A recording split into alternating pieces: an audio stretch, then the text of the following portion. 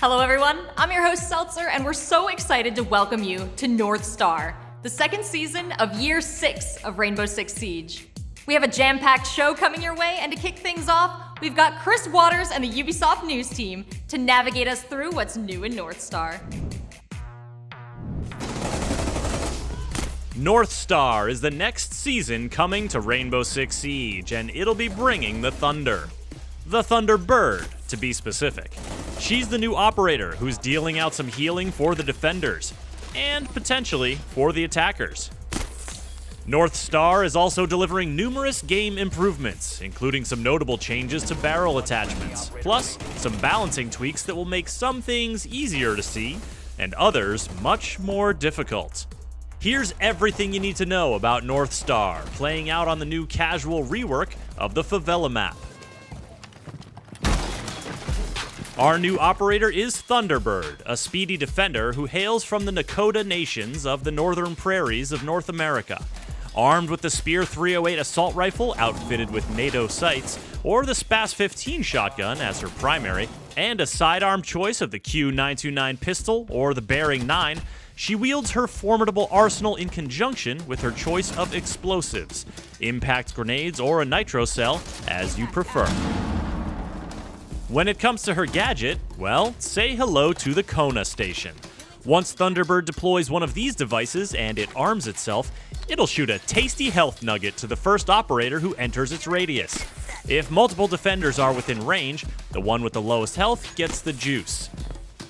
The healing works like a shot from Doc's stim pistol. It will restore lost health and even overheal you, but any health above your max HP will appear as blue in your health bar and slowly dissipate over time. After dispensing a single dose, the station goes on cooldown until the next one is ready. Defenders will see a cooldown timer, while attackers can wait to see a cone of blue light that indicates a charge is ready. And their patience could pay off, because a charged Kona station will heal anyone who enters its radius, not just defenders. Using Thatcher's EMP to temporarily disable a Kona station rather than destroying it could earn an attacker a nice little health boost for a post-plant situation, so it behooves Thunderbird to keep tabs on her Kona station situation. And there's one more thing. A Kona station charge can be used by a down but not out operator to get themselves back on their feet. The DBNO operator will have to manually trigger the revive, but if used properly, and with a little bit of luck, Kona stations can do wonders for defender survivability. Combine one with a deployable shield and Jaeger's ADS to create a tough defensive position. Or hide a couple in key positions around the map to make your roamers even harder to take down. Thunderbird brings a powerful loadout and an empowering gadget to the defending team, but North Star has even more in store. From barrel attachment updates that'll change how some guns perform to operator gadget tweaks for Smoke, Mira, Maestro, and Malusi, there's a lot coming to Rainbow Six Siege this season. We'll leave it to Rachel and the development team to tell you more. Thanks, Chris. North Star is bringing some great changes to Siege. So let's start with Favela, a map that had a lot of character and a lot of ways for attackers to kill defenders.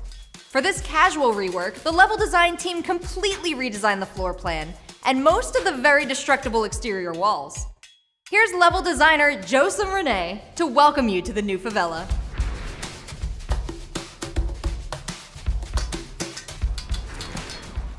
So in Skull Rain, we tried to include a lot of destruction on the outside. Well, we went a bit overboard. So it really created a lot of difficulties for the defenders. They couldn't roam, they couldn't rotate, they couldn't hold any angles. It was really hard to anchor. The destruction on the exterior walls can be really fun, and we've seen it in Clubhouse and other maps, but it really needs to be used in specific places. The objective for the new favela was really to keep it simple, keep it balanced, tone down the chaos of the original map, while still keeping that same brashness, the same quick fights, the same quick reflex needed.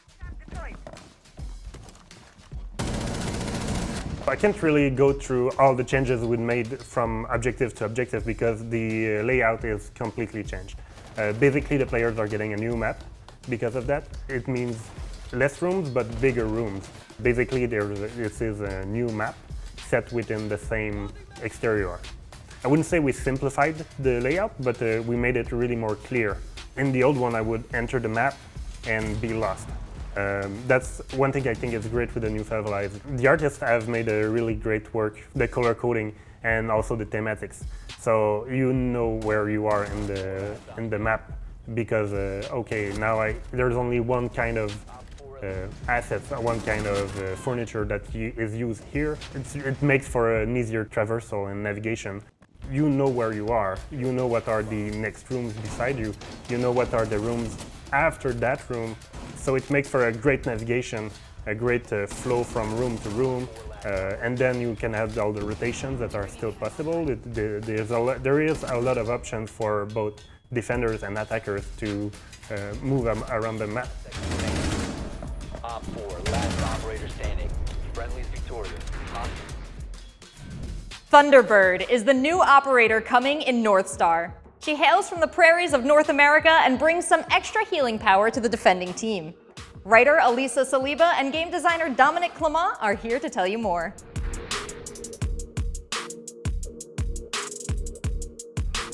So when we worked on Thunderbird and our gadgets, we kind of explored a sort of war gameplay.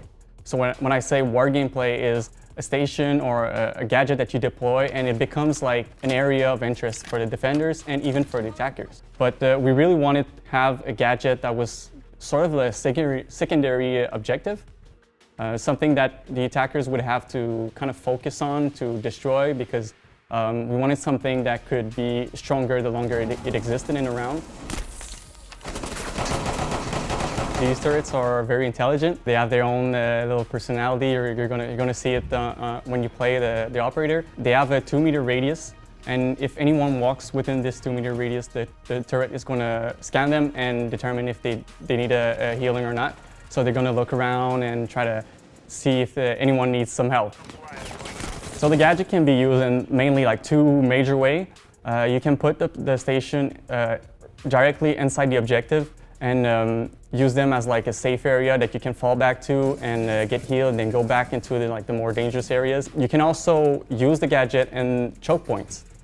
So imagine you're on Oregon and bunker, you have a smoke, you can put a station right there, so your smoke is going to really like that because you're going to be able to get healed and survive a bit longer there. But you can place them at areas that are really like high intensity, high danger, and it's going to help people survive a bit longer.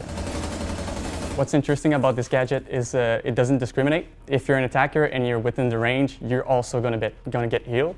Obviously, there's a prioritization on the turret, so if for any reason you have a defender and an attacker at the same area within the range, the defender is going to be healed first. If you go into DBNO within the radius of the turret or close to it and you crawl up to it, you will receive a charge also, and you're going to have the possibility to revive yourself whenever you want. So it's not instant. You're going to get the charge, you're going to receive the pellet, and you're going to be able to maybe crawl to somewhere a bit safer and rest yourself. You can do it with attackers and defenders. So if an attacker goes down next to one, he's going to be able to pick himself up. Any utility clear will be able to deal with the gadget. It's vulnerable to bullets, vulnerable to explosions. Your typical, IQ, Twitch, Flores, and Thatcher. With the EMP grenade, you can disable the gadget.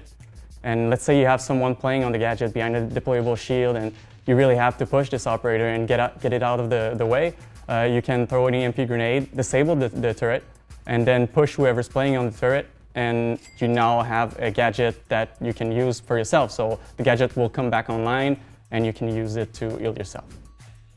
So primary weapon, she has the Spear 308, which is Finka's AR. It's a very good gun. It's a low fire rate, but a very powerful gun. She also has the SPAS 15, which is the auto shotgun that you can find on Cavera. Secondary weapon, she has the Bearing 9, which did receive a small recoil buff. So I think Ibana players were going to appreciate that. she also has the Q929 pistol. Clearly, with the kit we gave her, we expect people to play her as a roamer, but she can very well be a very strong anchor also. With her very good gun, she can be an aggressive anchor player. She can get engagement and get back to her leading station and get healed. She's going to work well with, obviously, deployable shields. If you have a deployable shield, you can play behind the shield with the station, get the heal. Thunderbird is strong against tick damage operator. When I say tick damage, I mean like Capitao with this firebolt. If you have a Kono station next to you and you get a firebolt to the face, you're going to be able to probably survive a bit longer and potentially even survive the fire. That's something that in the game hasn't been super present, which is healing and people healing each other. I'm a Duck main, have almost 100 hours on Duck, and I have to admit I don't use my heal always on my teammate. I usually use it on myself.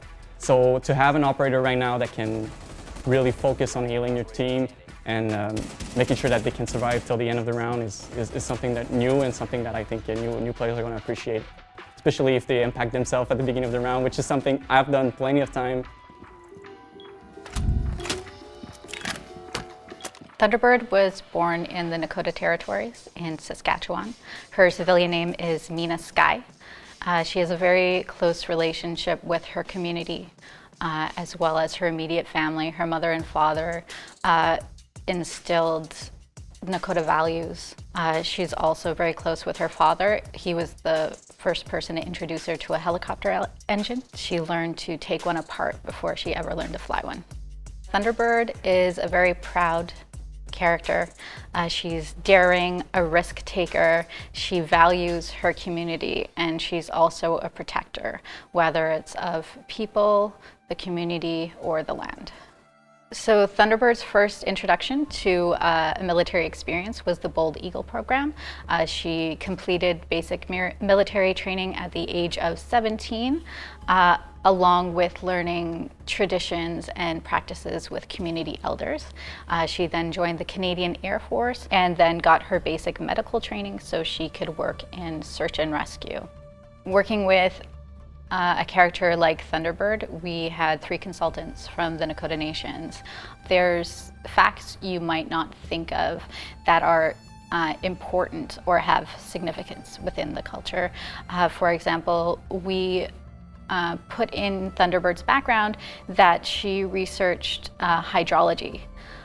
This is something that really resonated with our consultants because of the connection of water to the Nakota Nations. There is the issue of access to clean sources of drinking water within most First Nation territories. This also informed the choice of her code name.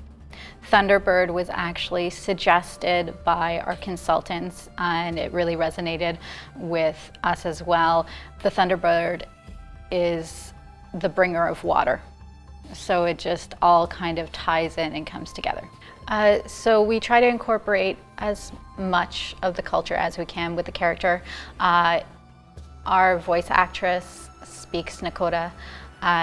We try in any narrative form that we can to have her speak the language. You'll notice the traditional warrior tattoos on her chin, and wagia, the word on the back of her jacket, is actually the Nakota word for Thunderbird.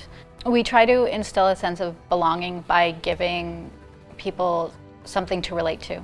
Whether it's the background of a character, it can be where they were raised, where they were born, cultural identity, or even just a specialization in training or school. Even if they identify with one aspect of a character's personality, any way you interact or feel a connection immediately instills that sense of belonging.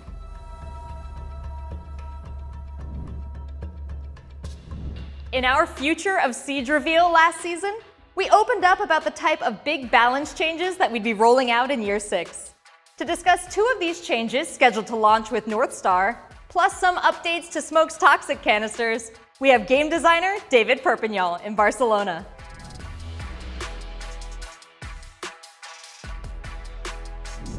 The gadget from Melusi, it's really hard to get around it.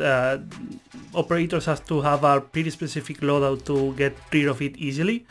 Something with explosives, let's say a grenade or a gun 6, that will help you to get rid of it. But if you don't have those, you have to get into the detection area and risk to do a melee on it. So it's pretty dangerous.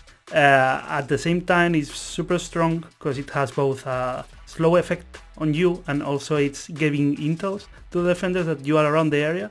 So in general, it's a pretty strong device.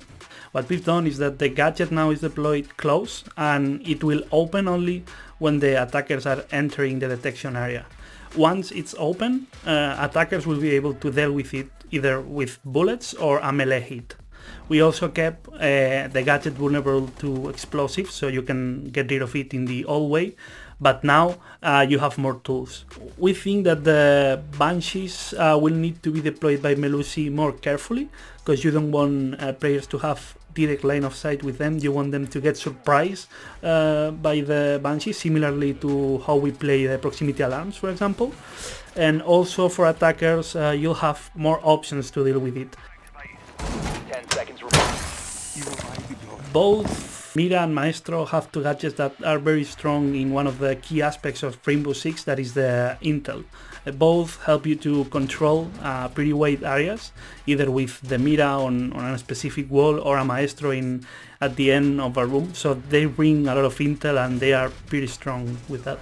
We're introducing a new mechanic that is called Shattered Glass, that will allow players to get close to these gadgets, use their melee against their glasses and shatter them. Our objective here was to allow the attackers to have more tools to get rid of these gadgets, so they are not that dependent on their load that they're carrying. When they get shattered, they obstruct the view from the other side, either the observation tool or, in the case of the Mira, from the other side of the wall. For Maestro, you can shatter the small doors he has, and that will make the Maestro unable to see when the doors are closed. He'll need to open them, and once they're open, he can shoot as always and also gather intel.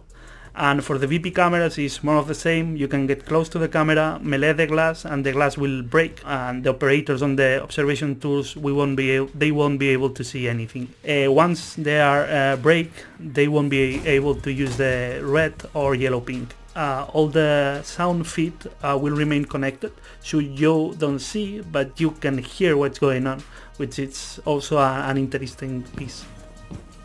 We think that this change is not going to radically affect these gadgets. What we're doing here is giving more options to the players. If they find themselves in a situation where they are close to a Mira or close to a Maestro and they are without explosives in them, they could use the melee to shatter the glasses, and they will gain that advantage. Really, the new smoke doesn't look that different. We've created a new VFX and a new sound effects. I think we've achieved to make it easier to understand where the limit of it is. But yeah, it's not that different. We also made some changes in the damage. So in the past, the damage was decreasing while you were inside the smoke area. But the new damage is going to remain stable during all the time when you are inside. Currently, depending on how the canister is placed, the cylinder will deploy in weird ways sometimes, making the gas get through the walls or even the floors and ceilings. Sometimes this is used by accident, and sometimes is intended, and even some default plans in some maps can be denied with this small glitch or strategy, let's say. So we've included a new propagation system that is based on the current fire propagation system. What it basically does is that it avoids all the time to get through walls, and what the smoke does now is that it tries to propagate through the holes he found. So if you threw it next to a window, it might propagate depending on the exact position, but it will propagate through the window or get through the door in a similar fashion to how fire propagates.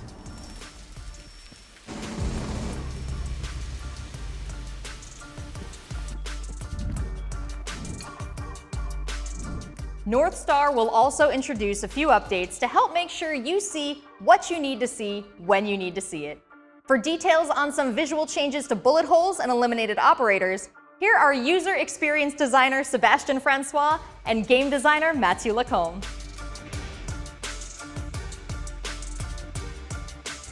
We've all done this. You enter a room that was drawn and suddenly you die to a wall. Yeah, we're tackling the bullet holes. Today we have people shooting a small 9mm in a wall and then try to peek through it. We're tackling this topic to make it more fair on both sides. You will never be able to see from a single bullet hole. So if you drone a room, you know that there won't be anyone looking you through a peephole or something like that. No. The crumble system doesn't change at all. If you put 3 bullets with a DMR in a wall, it will still destroy the same way. If you're using the shotgun or CSRX to create some destruction, they will work the same. The issue now with the corpse is that they won't be replicated the same way for all the players. So sometimes line of sight will be available to you, but it won't be available for another one. So that will lead into like very unfair situations where you're going to take decisions that maybe were not the best ones just because of the replication of the body. So the way it's going to work now is that when an operator dies, the body will fall, and just a few seconds later, an icon will appear. So it's going to be a semi-transparent icon because we want you to just have the same amount of intel without the frustration and issues that comes with an actual body. So another benefit of the icon will also make it much easier for you to know who died, because we know that sometimes with the skins that we release, not necessarily easy, and also just the way the body falls. So yeah, the icon will also give you like more a more precise intel. Might make the game look a bit less realistic, but for us the main goal with that is competitive integrity. It's something we are striving for. We know it's been an issue for a while, like this particular issue. We've seen it recently, but we're really striving for competitive integrity, and we think this change is for the better. Another commitment we made at the Future of Siege reveal was to refine core gameplay elements like the health and armor system, the way barrel attachments work, and the death experience. Let's go again to Seb and Matt to discuss these changes.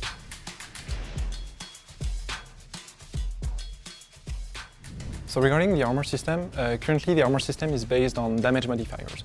And we already have a lot of damage modifiers in the game, like with limb penetration, wall penetration, drop-off damage over distance. So there's already a lot regarding damage modifiers, so the armor system in there makes it really hard for you to know what is the impact of the system. It feels like sometimes picking a 3 armor, you just feel like you're picking a slower operator. You don't really know what is the advantage of picking that operator. So we want to improve that and make the system much clearer. We're just going to be converting armor to health. So that means that a 1 armor operator will still have 100 HP, but then a 2 armor operator will have 110 HP, and then a 3 armor operator will have 125 HP. So obviously with the change, Rook needed a change too, like a slight change.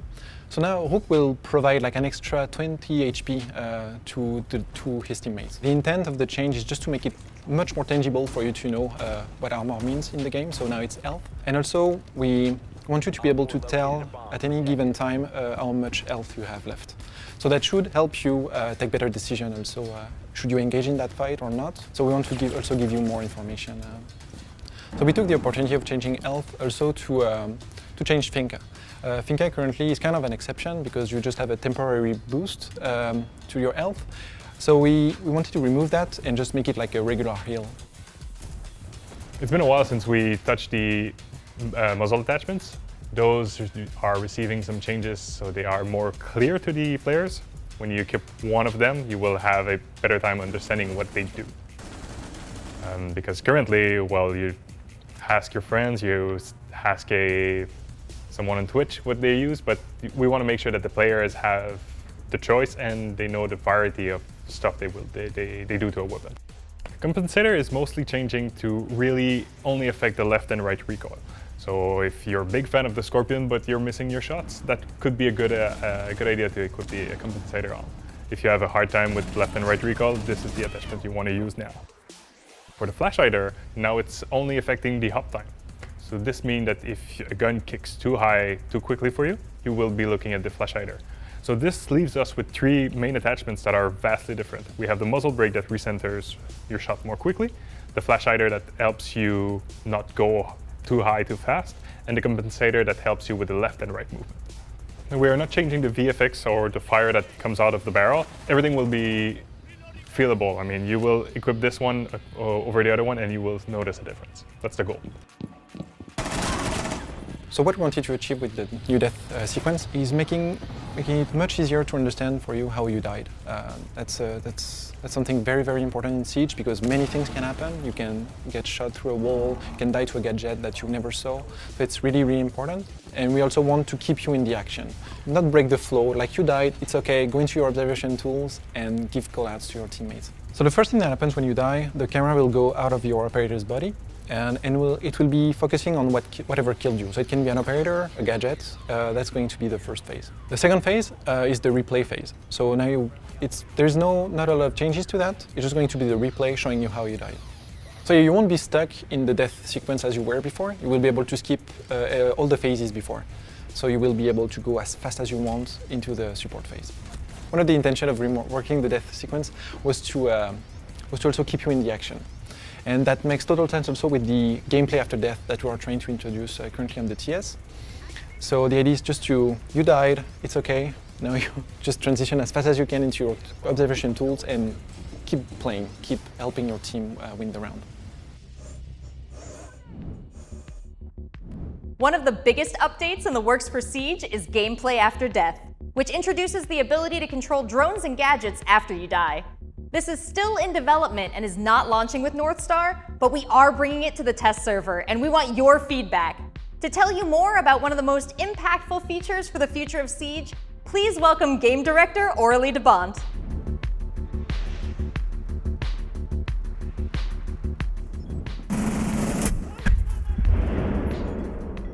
I think the test server, it's the environment for the player to experiment the feature and to give feedback on this feature. And this will be very helpful for the team to adapt and readjust. In attack side and defender side, we have added some gameplay elements, so for players, after their operators are dead. For attack side, dead players can control and move their own drone. So, and just to be clear, you cannot control the drones of another player. Also, we added some feedbacks. When the owner dies, automatically on the regular drones, and it's only on regular drones, antennas are deployed on the drones. So player can know if the drone is controlled by a dead player or by an alive player. The ability of the observation tools can be used.